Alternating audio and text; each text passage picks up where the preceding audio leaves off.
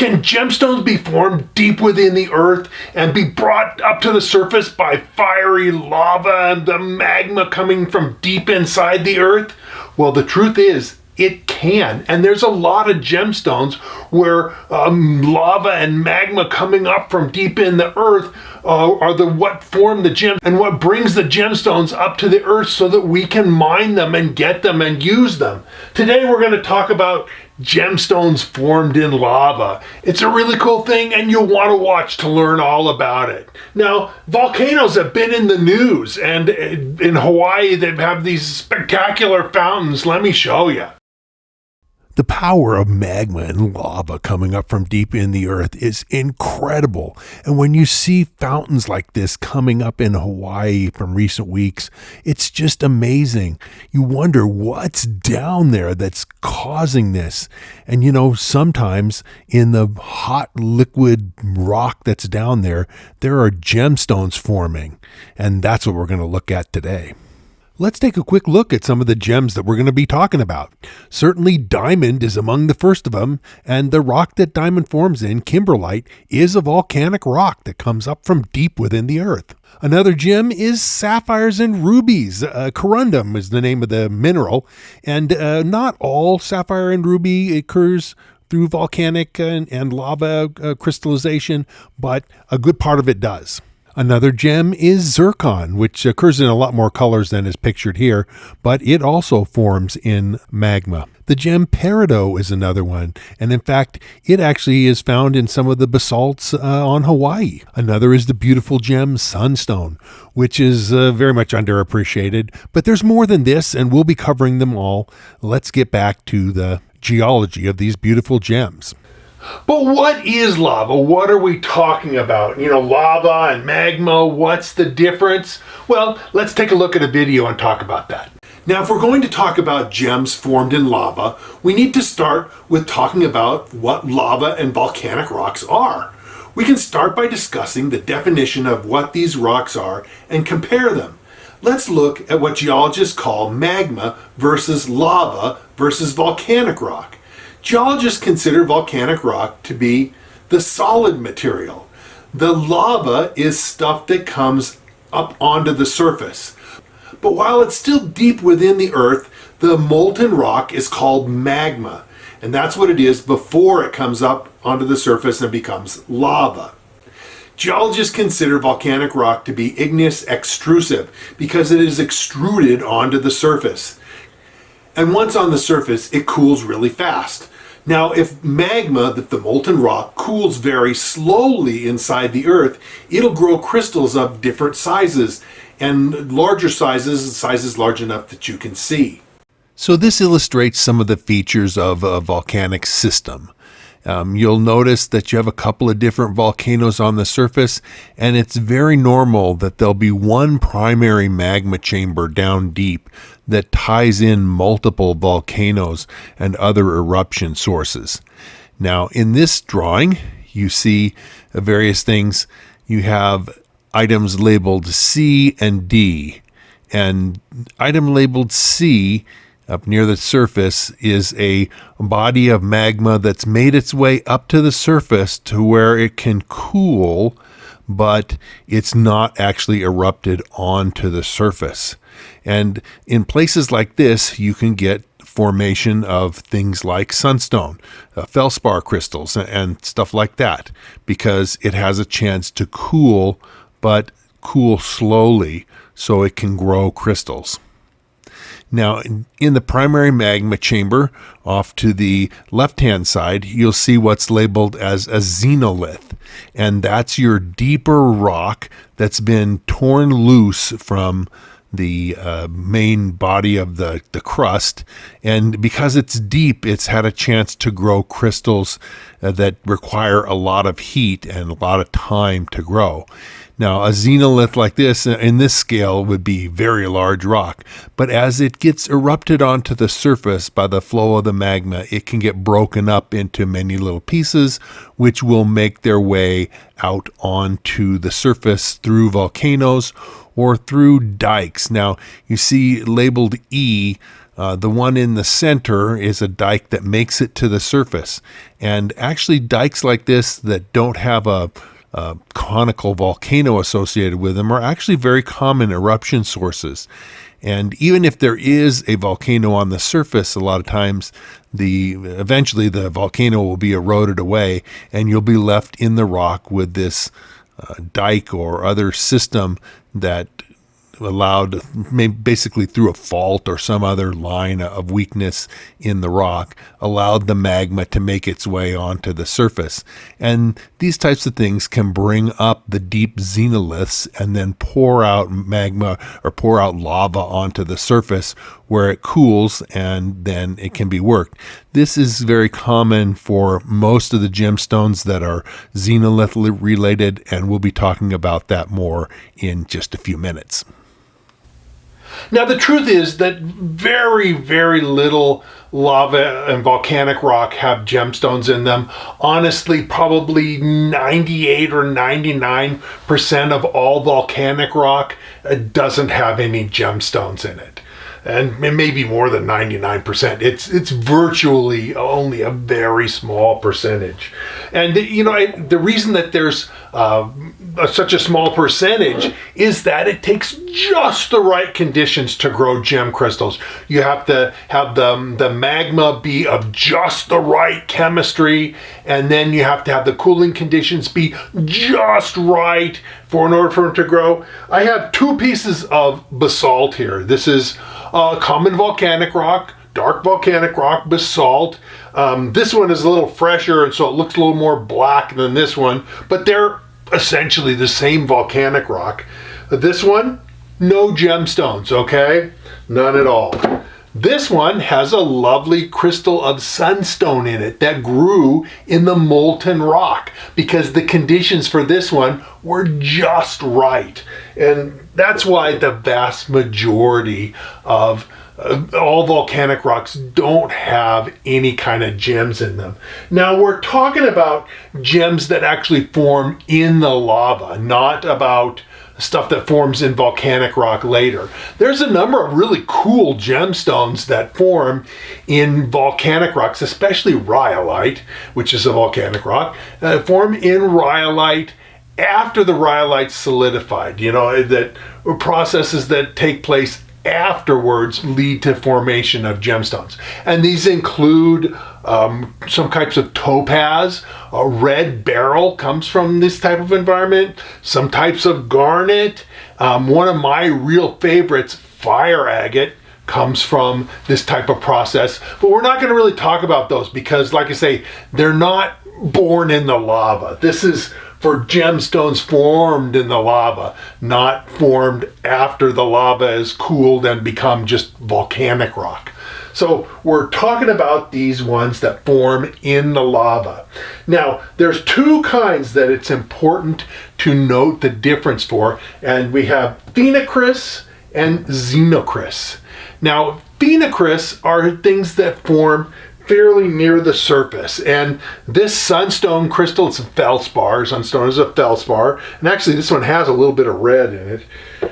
The sunstone forms comparatively near the Earth's surface, maybe only a couple 100 feet down, close enough that it gets cooling from the surface, and it allows the lava, or the magma, because it's below the surface, the magma to cool slowly and grow crystals.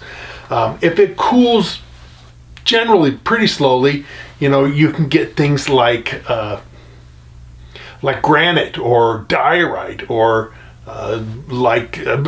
gabbro is another one.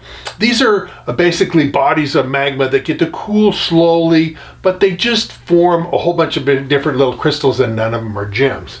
It takes just the right conditions to form gemstones, and that's why, like I say, 99% of all volcanic rock has no gems in it. And so, if you know there's a volcano near you, it doesn't necessarily mean there's going to be gems. In fact, the odds are pretty low. But phenocrysts versus xenocrysts. Phenocrysts are the ones that form comparatively near the surface by slow cooling magma. The xenocrysts, xeno is a kind of a funny name. It is from the Greek word that means strangers, why xenophobia is fear of strangers. But xenocrysts, stranger crystals, they come from deep within the earth. These are crystals that come from way, way, way deep down, basically down below the crust into the mantle zone of the earth, so that they're under huge pressure, and they may cool over millions of years, long, long, long periods of time. And what happens is just the rush of lava, of magma coming up and heading toward the surface brings them up to the surface with them. This is how kimberlite volcanoes work, and they bring up diamonds. Diamonds are formed deep, deep, deep in the earth, and the stable diamond zone is like 75 miles deep in the earth, and it's the rush of these kimberlite volcanics that rip the rocks around them off and pull them up to the surface and just blow them up. And that's how kimberlite volcanoes act. But that's how diamonds are brought forth. But diamonds are not the only ones that come from deep, deep, deep in the earth. So there's our big difference. The gems born in lava are either phenocrysts, which are formed fairly near the surface, or xenocrysts, which are formed much deeper down. So let's go ahead and start talking with our lava gems and take a look at the individual gemstones, because they're really cool, and where they come from, where you can find some, and how they're mined and that sort of thing. And our first gem is Peridot, and Peridot is the mineral name is olivine or forsterite, and they're basically magnesium iron silicate. And it's a pretty simple mineral, but it makes beautiful green crystals. And the shades of Peridot it's all different kinds of shades, but they're all shades of green. They can grade from pretty yellow green to more medium green, light to dark. It just depends on how much iron is in the crystal, because the magnesium is colorless, the iron is green, and so the ratio of the iron and the magnesium determines how dark or how light or what shade of green it actually is. And Peridot is actually found in Hawaii. It's found in places because it's one of the xenocryst type minerals. It's brought up from deep within the earth. The lava, the magma moving upward rips off parts of the rocks that are around them. And often when Peridot is found, it's in what's called bombs, or basically clusters, pieces of rock that are basically all green Peridot crystals. And it's been torn away from the body of rock as the magma was rushing upward, and within those you have crystals of various sizes. Now, like I say, they're found in Hawaii, but not usually a larger gem size. But I picked up pieces that were big enough to cut a small gemstone, a small faceted gemstone. But normally a lot of them are mined in Arizona and another location in China. And these are where they have larger size crystals. And in Hawaii, actually, one of the times that I went there, my wife and I rented a house, and we stayed in this house for a week and had a great time. But the driveway was paved with the chunks of basalt, and in the chunks and in among the chunks were little crystals of Peridot. They were no more than 1/4 of an inch in size, but still there were crystals of Peridot in the driveway in the house I rented in Hawaii, and other places as well. Let's take a look at the gemstone Peridot and delve more deeply into it. So the Peridot-bearing lava, when it comes up to the surface and hardens, you can see it's got chunks of this green olivine in it, Peridot, and then it's interspersed in with the dark gray basalt rock. And then these can be broken open, and crystals sometimes come out that are large enough to facet. Here's an example from Arizona.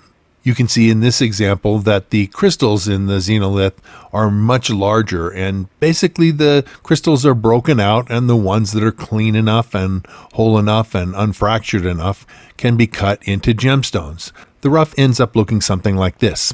Each piece of rough is just a broken section of a crystal. There's no natural crystal faces on this, but each one is a single crystal. An exceptionally nice piece of Peridot rough might look something like this and could be cut into a beautiful gemstone. And the finished gemstone might look something like this beautiful piece, which could easily be set in an attractive high-dollar piece of jewelry. This is the Peridot mining area in Arizona. It's on an Indian reservation, so it's only open to tribal members, but they do sometimes sell the rough that they take out of this area that they mine it. Our next gem is sunstone, and it's one of the ones of the phenocryst type. It forms closer to the surface. And sunstone, actually the best places, it occurs in a number of places around the world. It's a type of feldspar, and it's often straw colored, but there's some really cool red and green and even kind of coppery opaque types that occur in the state of Oregon. And in Oregon, near the little town of Plush, there's actually a set-aside area that the BLM has set aside that, you know, the public can go. It's a public rockhound area, and you can go look for stones there. And then there's also a couple of areas that are fee dig, pay to dig kind of thing. And so there's some really cool gemstones, and sunstone is a much, I think, underappreciated gem. And so let's take a look at the Oregon sunstone. Here's a picture of a feldspar crystal with a nice red color right in the rock where it grew in the molten basalt lava or magma before it actually came onto the surface and solidified. In some places, the rock surrounding the crystal is soft enough that can be broken out just with a pick, while in other places it's strong enough that it needs to be broken out with heavy equipment or sometimes even blasting. And this is how it comes out of the ground in broken crystal fragments, most of which are kind of a pale straw yellow color, but some of them have a red colored center. This is a selection of ones mostly that have the red center. The gems come in a variety of colors, with some stones that are actually quite large. There are, of course, the beautiful intense red color ones, but there are also green colors as well, and even beautiful bicolor stones that shows shades of both the greens and the reds. The gems are spread over a huge area, and there are places where you can just go out there and dig, both as fee areas, which this one is, and also in open desert that's set aside by the BLM for rockhounds. Nice finds are sometimes made, and this huge red stone was found while I was out there the last time I was there. Some of the fee digs even have screening plants where they'll take the raw material and they'll screen it to the right size for the gemstones and run it across a conveyor belt, and you can just stand there and pick off the gems as they come by you. I just think that sunstones are an underappreciated gemstone, and these are some of the ones that I got while I was out there last time, of course, after they've been faceted. Our next type of gemstone is the sapphire ruby corundum. Now, corundum is the mineral name for ruby and sapphire. They're both the same mineral. It's aluminum oxide. The only difference is what the coloring agents are. And so, you know, if you've got chromium, that will color the stone red and you'll get a ruby. But if you have a little bit of titanium and a little bit of iron, you can get blue. There's various other elements that can color it. Just iron by itself can color it yellow. And so you get various different shades, and sometimes by mixing of different, you know, a little bit of chromium, a little bit of this, a little bit, you know, you can get different colors. And so these gems are of the xenocryst type. They come from deep within the earth, and they're brought up through often basaltic lavas, just like this same kind of lava that comes in Hawaii and like has the sunstone, but a little bit different chemistry and cooling at different depths deeper within the earth, you get corundum crystals, rubies and sapphires. And these gems are found in various areas. in the Far East, in Thailand and Myanmar, what used to be Burma, and Sri Lanka, which used to be Ceylon, and even in some other places, but those are big names for places that produce this type of gemstone. We have some in Montana and in a little lesser known, but in Idaho, and some in the eastern U.S. There's different kinds of sources around the world. Africa is another one. The Umba River Valley produces some really cool sapphires. And so let's take a look at the lava-born sapphires and rubies. In Myanmar or Burma, there are places where the locals have dug for rubies and or sapphires for many decades, creating great excavations like this. In Sri Lanka, they dig simple shafts like this to reach down to the gem-bearing gravels. There are also deposits of this type in Africa. These rubies were mined in a similar type of deposit in Mozambique. On the Missouri River near Helena, there are places where tourists can sift gravels to pick up sapphires like these. But perhaps the most famous of the Montana sapphires are those found in Yogo Gulch, just like with this beautiful blue color. They've recently started mining again at Yogo Gulch, and they're actually doing hard rock mining for sapphires there for the first time in many decades. They are considered to be some of the most beautiful sapphires in the world, though almost all the stones are on the small side. Here is a rare specimen of a Yogo Gulch sapphire, still in its lampifier volcanic rock host. The next lava-born gemstone that we're going to look at is Spinel, and this is another, I think, very much underappreciated gem. It's almost as hard as ruby and sapphire, and so it's suitable for rings and all kinds of jewelry uses. It forms in a similar way, and the chemistry is just a little bit different. Instead of aluminum oxide only in corundum, you have aluminum and magnesium oxide that come together to form Spinel. It comes in pretty much any color. I mean, they come in all different colors, from colorless to dark to blues to greens to lavenders to reds. And in fact, in the Royal British Crown, there's a big stone, and it's so old it's not even faceted. It's just kind of polished. It's ancient. It's been around for a long time, and it's called the Black Prince's Ruby. But the Black Prince's Ruby is a Spinel.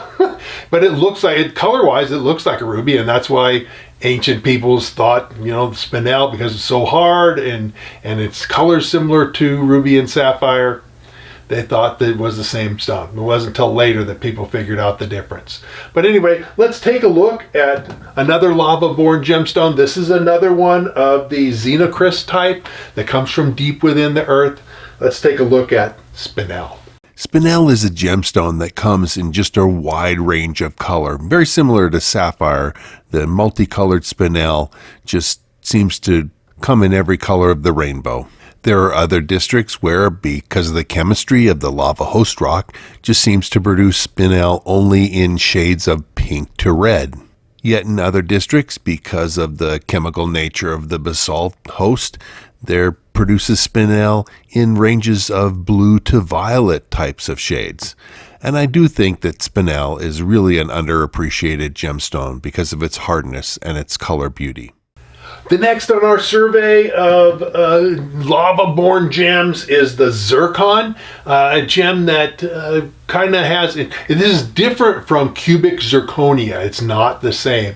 Both of them contain the element zirconium, but cubic zirconia is just zirconium oxide, whereas zircon is a natural gem that's zircon silicate. So different chemistry, but it's been around a long time. It's not as hard as the sapphires or the Spinels, but it's very bright and comes in a lot of different colors. The best known color for Spinel is a blue color, very nice blue.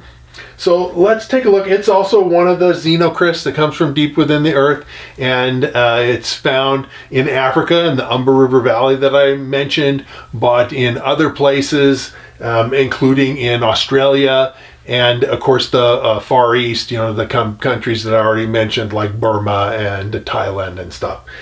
So let's take a look at zircon. For many years, colorless zircon, like these from Australia, were used as a diamond simulant or substitute. Perhaps the best known color for zircon is this blue, but what's not known by most people is that it comes out of the ground this brown kind of color as you see in the stones on the right. It's then heat treated to bring out a stable, beautiful blue color. Another common color for zircon is this red to red-brown pink kind of color.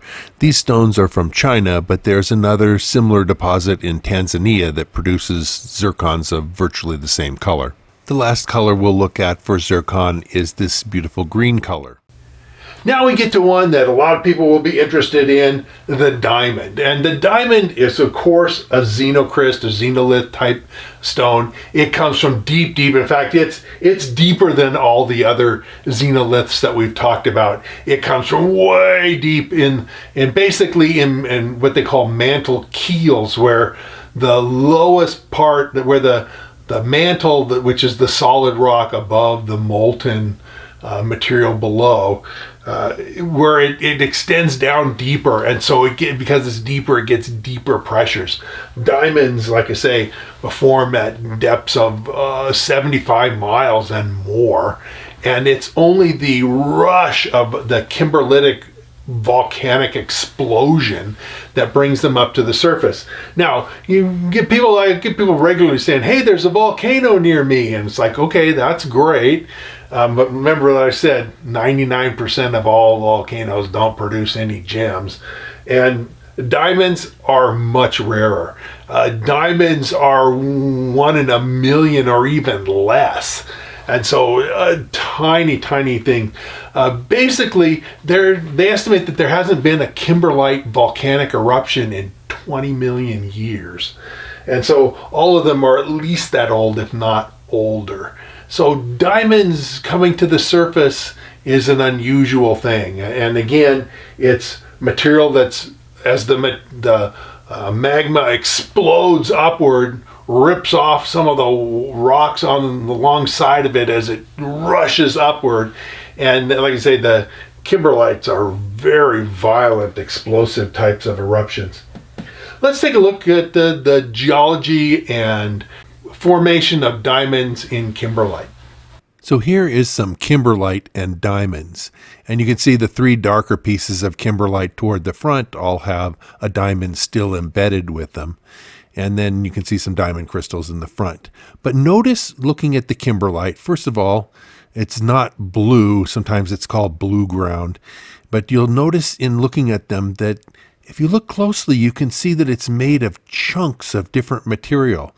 And indeed, kimberlite is a volcanic breccia, meaning it's not just a smooth piece of liquid lava that came out, but because it was explosive, it's made up of chunks and bits of all sorts of things. Now here is a close-up of 2 different pieces of kimberlite, and you can see the effect that it's chunks of rock and that kind of thing mixed together with the kimberlite lava that's holding it together. Now, volcanic breccias like this are actually fairly common. They really are not unusual, but the kimberlite type of volcanic breccia, that's unusual. And even among kimberlites, not all of them have diamonds.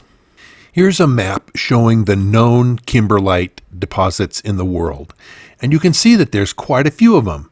The red dots show kimberlites that they have a good idea of the age of, and the black dots show kimberlite deposits that they're not sure how old they are.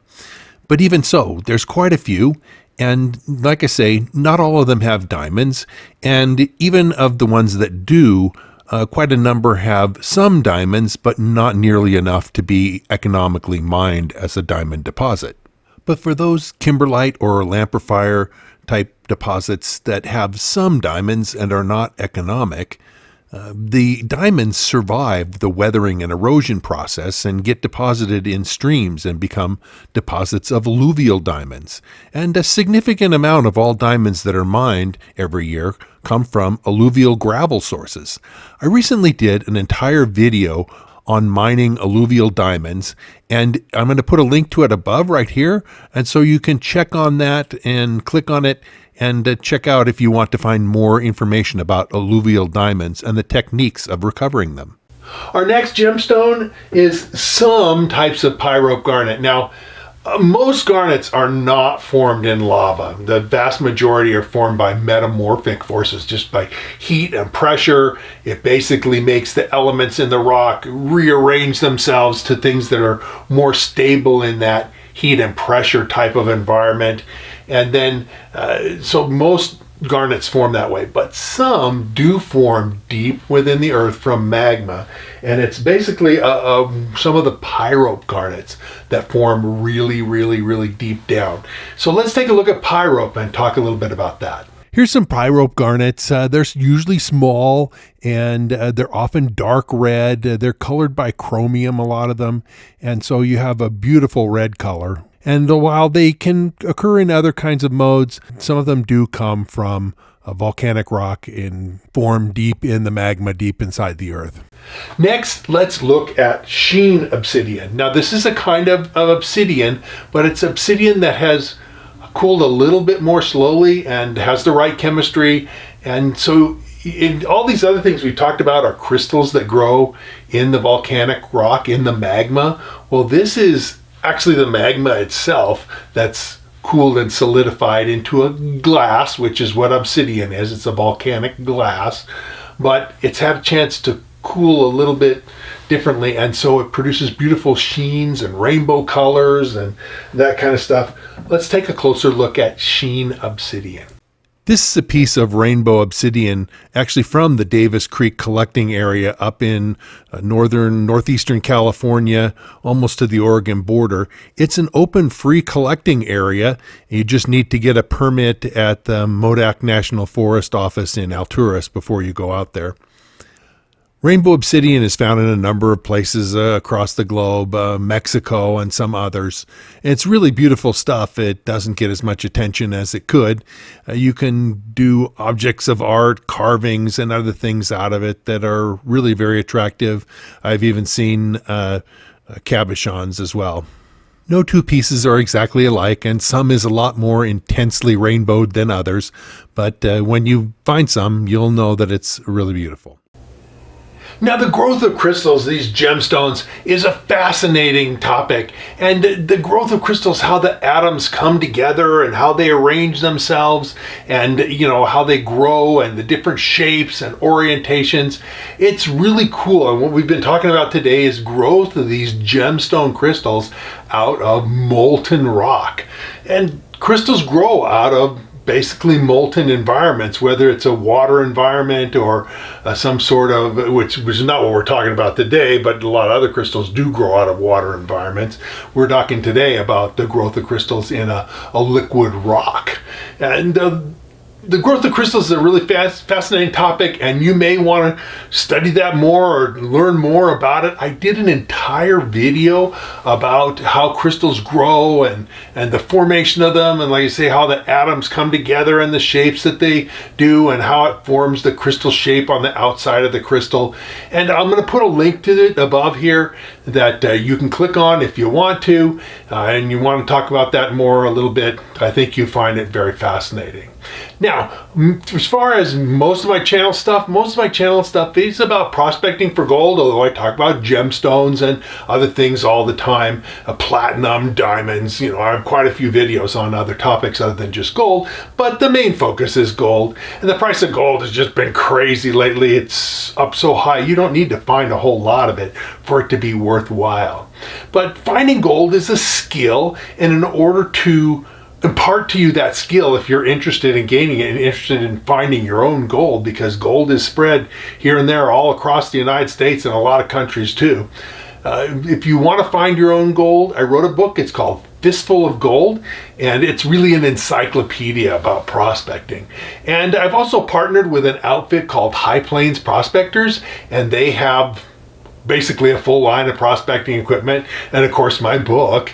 And if you want to get any prospecting equipment or get my book, if you use my name, and I'll tell you about that in a second, you can get a discount on it. And I'm going to tell you a little bit more about my book and about High Plains and how you can get that discount right now. This is my book, Fistful of Gold. It's an encyclopedia of everything you need to know to go out and find gold for yourself. It distills down my 45 years of experience out in the field prospecting, as well as my degree in mine engineering. It's, like I say, an encyclopedia. There's a lot to it.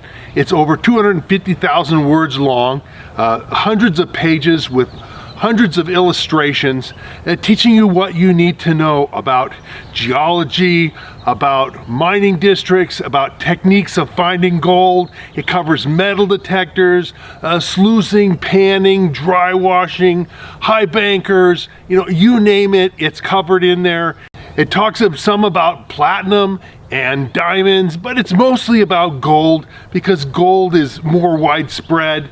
It is not so much a book about where to find gold, but a book about how to find gold. Because even if you have a location where gold was mined in the past and you go out there, well, where should you look to be successful in your prospecting, to find the gold that's there? This is the book that's going to tell you that information. I spent most of 10 years writing this book, so I thought a long time about it. It's got, like I say, lots of information and lots of illustrations, and I've had results from people who bought it. It's available on Amazon, but I recommend buying it through High Plains Prospectors, and I'll put a link in the description for buying this book through them. They have a better price than Amazon, and I have a special deal that I'll tell you a little bit more about, where you can get a 5% discount from the price even with that. On Amazon, the book rates a 4.7 out of 5, which means that of all the people that have bought it, they've been really highly satisfied, and I think you, if you buy my book, will be just as highly satisfied as well. Now let's talk a little bit more about High Plains Prospectors. They're a prospecting shop, a mail order prospecting shop that I've partnered with. The deal is that I can get you a 5% discount, a coupon code, and I'm going to put the code to that right here. It's just Chris Ralph, all caps with no space between Chris and Ralph. You put that in there as a discount code and you'll get 5% off their already really good prices. I think it's a great deal where you win by getting a discount, I get a little percentage of that, and they get new business. So if you need prospecting supplies, High Plains is really the way to go. And I'll put information, like I say, in the description more about how you can work with them, because I'm working with them. They really are great guys, a great company. For even more information, I also have a website, and I'm going to show you my webpage and talk a little bit more about that right now. This is my webpage. It's located at nevadaoutbackgems.com. You can Google it, or I have a link down in the description below. But there's lots of information here, miscellaneous stuff, pictures, some historic information as well, stories. It's got a lot of great fun stuff. You'll probably be interested in it.